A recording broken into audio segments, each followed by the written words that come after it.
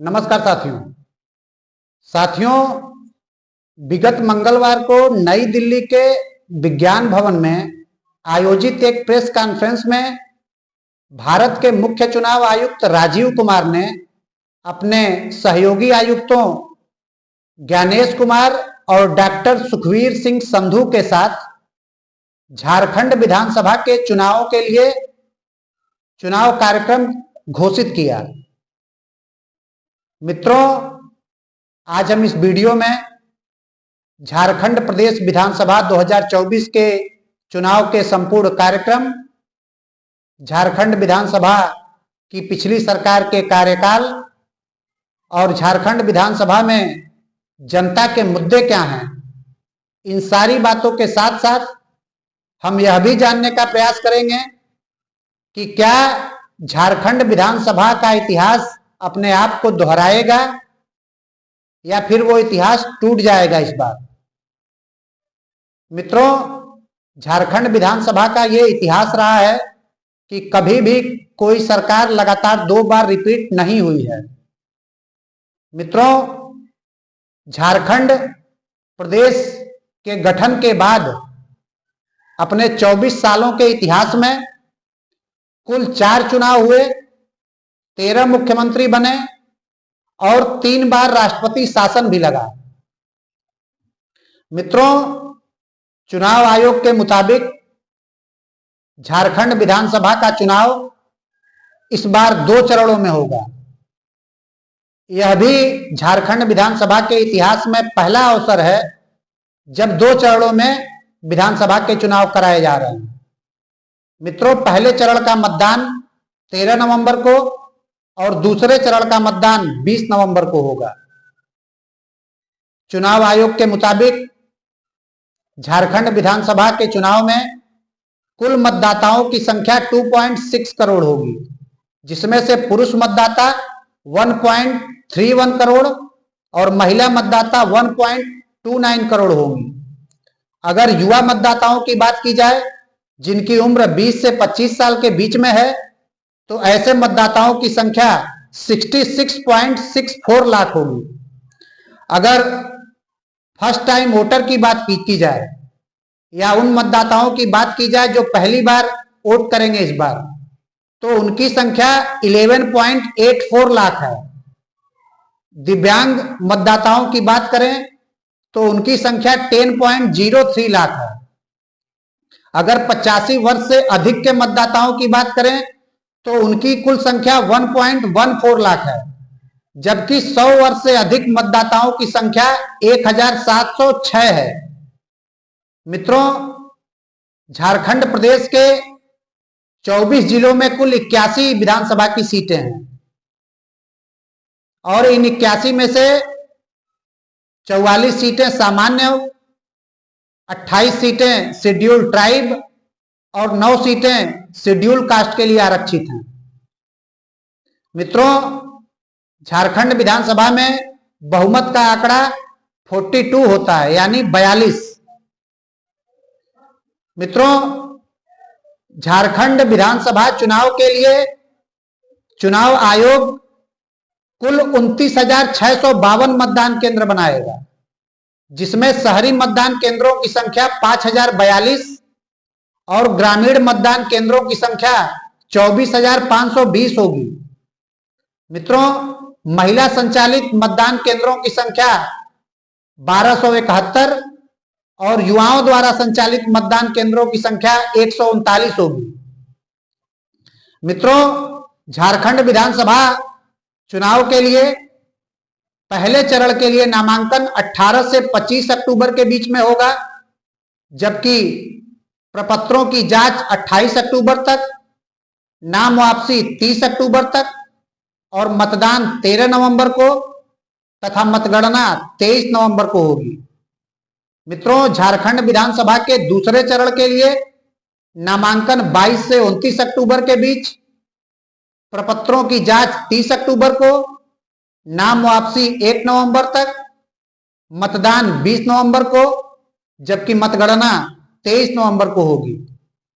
मित्रों, वर्तमान झारखंड विधानसभा का कार्यकाल 5 जनवरी 2025 को पूरा होगा और वर्तमान झारखंड के मुख्यमंत्री हेमंत सोरेन हैं, जबकि झारखंड में झारखंड मुक्ति मोर्चा और कांग्रेस पार्टी की गठबंधन की सरकार है। अगर वर्तमान विधानसभा की संरचना देखें मित्रों, तो वर्तमान विधानसभा में सरकार के पास कुल 47 विधायक हैं, जिसमें 27 विधायक झारखंड मुक्ति मोर्चा के, 18 विधायक कांग्रेस पार्टी के, 1 विधायक सीपीआई मार्क्सिस्ट के और 1 विधायक आरजेडी के हैं। जबकि विपक्ष में बैठी भाजपा के पास 24 विधायक, all India Jharkhand student union AJSU के कुल 3 विधायक, एनसीपी अजीत पवार गुट के 1 विधायक और 2 निर्दलीय, ये विपक्ष की संख्या है। मित्रों, 15 नवंबर सन 2000 को बिहार प्रदेश से अलग होकर झारखंड प्रदेश की स्थापना की गई और झारखंड के पहले मुख्यमंत्री श्री बाबूलाल मरांडी थे, जो वर्तमान में भाजपा के प्रदेश अध्यक्ष भी हैं।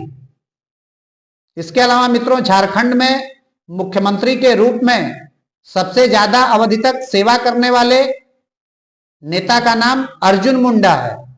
अर्जुन मुंडा ने 5 साल से अधिक समय तक झारखंड की मुख्यमंत्री के रूप में सेवा की। इसके अलावा मित्रों, उड़ीसा के राज्यपाल रघुवर दास झारखंड के पहले गैर आदिवासी मुख्यमंत्री थे और वो झारखंड के पहले ऐसे मुख्यमंत्री भी थे जिन्होंने अपनी सरकार के कार्यकाल को पूरा किया, यानी 5 साल सरकार चलाने वाले एकमात्र मुख्यमंत्री रघुवर दास थे, जो वर्तमान में उड़ीसा के राज्यपाल हैं। मित्रों, इसके अलावा झारखंड प्रदेश एक चीज के लिए और हमेशा जाना जाता है और वह यह है कि यहां पर एक निर्दलीय विधायक भी मुख्यमंत्री बना था। जी हां दोस्तों, मधु कोड़ा के रूप में एक निर्दलीय विधायक भारत के पहले मुख्यमंत्री के रूप में शपथ लिया, वो झारखंड में। हालांकि मधु कोड़ा पहले भाजपा के ही विधायक थे, लेकिन 2005 में भाजपा ने उनको टिकट नहीं दिया तो वो निर्दलीय चुनाव लड़े और जीते भी। उसके बाद जो नई सरकार बनी उसमें वो मंत्री भी बने, लेकिन कुछ दिनों बाद उन्होंने अर्जुन मुंडा सरकार से अपना समर्थन वापस ले लिया और सरकार गिर गई। तब यूपीए ने उनको मुख्यमंत्री के रूप में प्रोजेक्ट किया और कांग्रेस पार्टी, झारखंड मुक्ति मोर्चा, आरजेडी, इन सब ने मिलकर झारखंड में सरकार बनाई और मधु कोड़ा के रूप में एक निर्दलीय मुख्यमंत्री बना। मित्रों, इसके अलावा अगर हम 2024 लोकसभा चुनावों के नतीजों की चर्चा करें तो 2024 के लोकसभा के चुनाव में झारखंड प्रदेश में एनडीए गठबंधन को अच्छी सफलता मिली। एनडीए को कुल 9 सीटें मिली, जिसमें से 8 भारतीय जनता पार्टी को और 1 सीट आजसू यानी all India Jharkhand student union को, जबकि इंडिया अलायंस को कुल 5 सीटें मिली, जिनमें से झारखंड मुक्ति मोर्चा को 3 और कांग्रेस पार्टी को 2 सीटें मिली। मित्रों, अगर इन नतीजों को हम विधानसभा वार देखने का प्रयास करें तो 2024 के लोकसभा चुनाव में भारतीय जनता पार्टी ने 40 विधानसभा सीटों पर बढ़त बनाई, जबकि आजसू ने 5 सीटों पर बढ़त बनाई। झारखंड मुक्ति मोर्चा ने 20 सीटों पर बढ़त बनाई, वहीं कांग्रेस पार्टी केवल 8 सीटों पर बढ़त बनाने में सफल हुई। मित्रों, इस बार का झारखंड का चुनाव कई मुद्दों में अहम है। सबसे पहला मुद्दा झारखंड में इस समय जो गर्म है वो भ्रष्टाचार और जमीन घोटाले से संबंधित है और इसी मुद्दे को लेकर झारखंड के मुख्यमंत्री हेमंत सोरेन जेल यात्रा भी कर चुके हैं। इस जेल यात्रा के दौरान उनको इस्तीफा देना पड़ा था और चंपाई सोरेन को झारखंड का नया मुख्यमंत्री बनाया गया था। लेकिन जब हेमंत सोरेन जमानत पर रिहा होकर बाहर आए तो चंपाई सोरेन को पद छोड़ना पड़ा, जिससे वो नाराज होकर भारतीय जनता पार्टी में शामिल हो गए और झारखंड के चुनाव में चंपाई सोरेन का मुद्दा भी काफी अहम और गर्म है। इस मुद्दे को भुनाने का पूरा प्रयास भारतीय जनता पार्टी कर रही है। इसके अलावा मित्रों, झारखंड के चुनाव में आदिवासी अधिकारों का मुद्दा भी काफी गरमाया हुआ है। बार बार यह आरोप लगता है कि झारखंड में मुस्लिम युवक आदिवासी समुदाय की महिलाओं से शादी कर उनकी जमीनें अपने नाम कर रहे हैं। इसके अलावा धर्मांतरण का मुद्दा भी झारखंड में काफी अहम है। कई मुस्लिम संगठन और ईसाई मिशनरियां लगातार झारखंड में सक्रिय होकर धर्मांतरण कर रही हैं और यह भी मुद्दा इस चुनाव में काफी अहम है। इसके अलावा सरकार की 5 साल की एंटी इनकम्बेंसी, महंगाई, बेरोजगारी, ये मुद्दे भी झारखंड चुनाव में काफी अहमियत रखते हैं। मित्रों, इस बार झारखंड प्रदेश का चुनाव एनडीए गठबंधन और इंडिया गठबंधन के बीच में होगा, लेकिन इंडिया गठबंधन में कांग्रेस छोटी पार्टी के रूप में होगी। मुख्य मुकाबला भारतीय जनता पार्टी और झारखंड मुक्ति मोर्चा के बीच में ही सिमट कर रह जाएगा। एनडीए में भाजपा के सहयोगी के रूप में आजसू यानी all India Jharkhand student union, इसके अलावा नीतीश कुमार की जनता दल यूनाइटेड और उसके अलावा चिराग पासवान की लोक जनशक्ति पार्टी रामविलास, ये सारी पार्टियां गठबंधन करके चुनाव लड़ रही हैं और सीटों का फार्मूला भी अपने अंतिम दौर में है। कयास लगाए जा रहे हैं कि भाजपा 68 से 70 सीटों पर लड़ सकती है, वहीं आजसू 9 से 11 सीटों पर, 2 सीटें जेडीयू को मिल सकती हैं और 1 सीट पर एलजेपी रामविलास चुनाव लड़ सकती है। वहीं अगर इंडी अलायंस की बात किया जाए मित्रों, तो इंडी अलायंस में झारखंड मुक्ति मोर्चा 43 सीटों पर, कांग्रेस पार्टी 29 सीटों पर, कम्युनिस्ट पार्टी 4 सीटों पर, जबकि आरजेडी 5 सीटों पर चुनाव लड़ सकती है।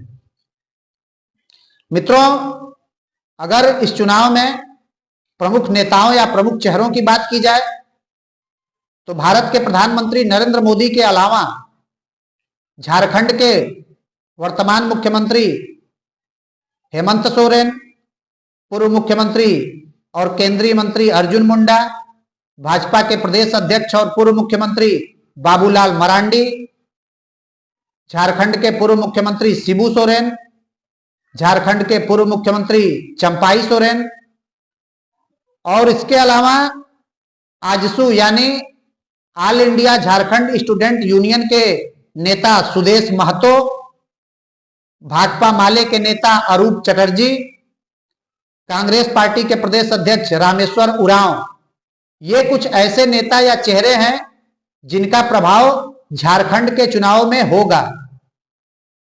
इसके अलावा मित्रों, कांग्रेस पार्टी के लिए एक बड़ी चुनौती झारखंड में है।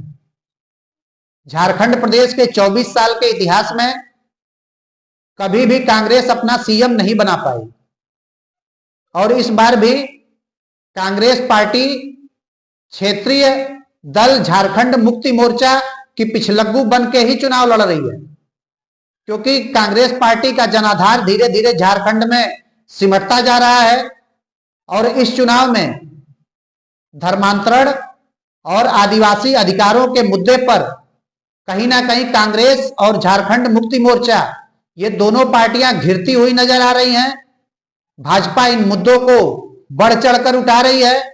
इसके अलावा आदिवासी समाज से आने वाले चंपाई सोरेन के मुद्दे को भी भाजपा तूल देने में लगी हुई है और आदिवासी समाज को अपनी तरफ करने के लिए भाजपा ने सबसे पहले तो आदिवासी समुदाय से आने वाली द्रौपदी मुर्मू जी को राष्ट्रपति बनाया। इसके बाद उड़ीसा में जिस व्यक्ति को मुख्यमंत्री बनाया गया, मोहन मांझी को, वो भी आदिवासी समुदाय से आते हैं। इसके अलावा गैर आदिवासी समुदाय को साधने के लिए रघुवर दास को उड़ीसा का राज्यपाल बनाया गया। कुल मिला जुलाकर मित्रों, झारखंड का चुनाव काफी दिलचस्प होने वाला है और राजनीतिक पंडितों की माने तो कहीं ना कहीं हेमंत सोरेन के जेल यात्रा और जमीन घोटाले में उनके नाम आने से एक बड़ा डेंट झारखंड मुक्ति मोर्चा को लगा है। उसके अलावा चंपाई सोरेन का भाजपा में जाना, ये भी एक झारखंड मुक्ति मोर्चा के लिए बड़ा झटका है। और कांग्रेस पार्टी का हतोत्साहित होना, हरियाणा के नतीजों को लेकर जिस प्रकार से कांग्रेस पार्टी में निराशा का भाव है, वह भी झारखंड मुक्ति मोर्चा के लिए एक चिंता का सबब बना हुआ है। कुल मिलाजुलाकर मित्रों, झारखंड प्रदेश के नतीजे क्या होंगे, ये तो झारखंड की जनता 13 और 20 नवंबर को ईवीएम में कैद कर देगी और 23 नवंबर को स्पष्ट होंगे। लेकिन एक बात स्पष्ट है कि मुख्य मुकाबला भाजपा और झारखंड मुक्ति मोर्चा के बीच में ही होगा। मित्रों, झारखंड प्रदेश चुनाव से जुड़ी हुई अपडेट हम आगे भी आपको देते रहेंगे। आज के लिए इस वीडियो में इतना ही। मिलते हैं कल किसी और वीडियो में। तब तक के लिए नमस्कार।